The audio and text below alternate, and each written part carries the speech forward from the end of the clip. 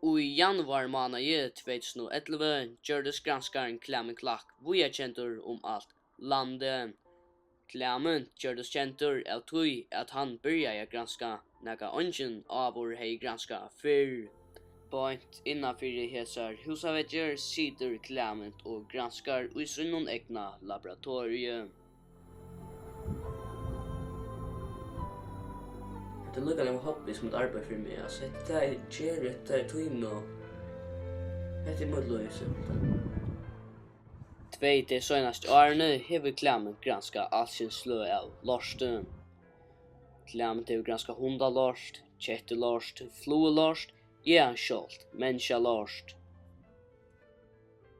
När fanns du det av att hetta det till du skulle?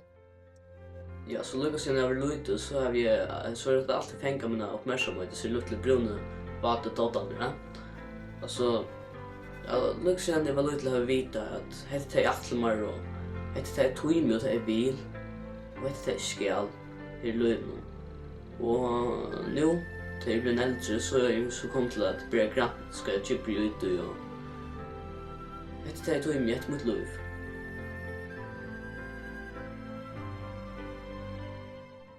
Vad är ändamål i alla dessa granskningarna?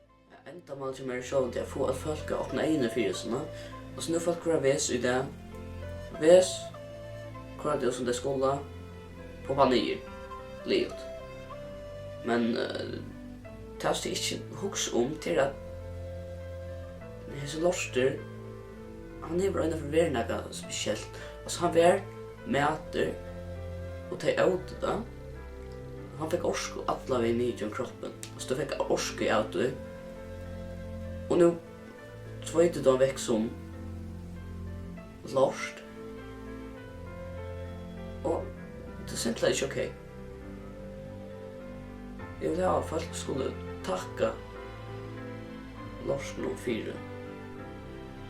Det står glädjena och orskorna. Det fingo jag dem. Klæmint sitter inne og granskar minst 6 timmar døgnet. Klæmint råknar ut hvordan prosessen er fram fram, lukka fram igjennom og vojar til tarmarnar, bara via pilka sinter i lorsenom.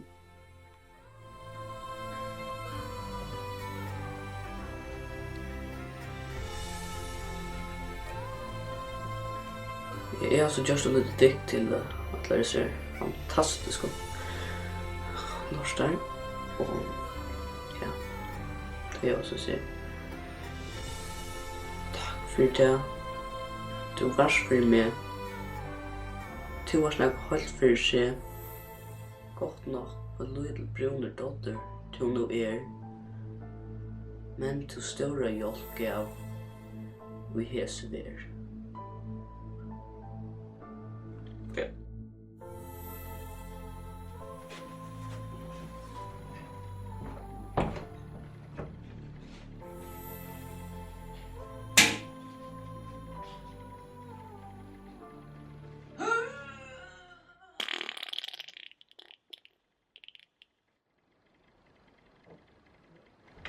Tack för det, Lotte. Tack för det.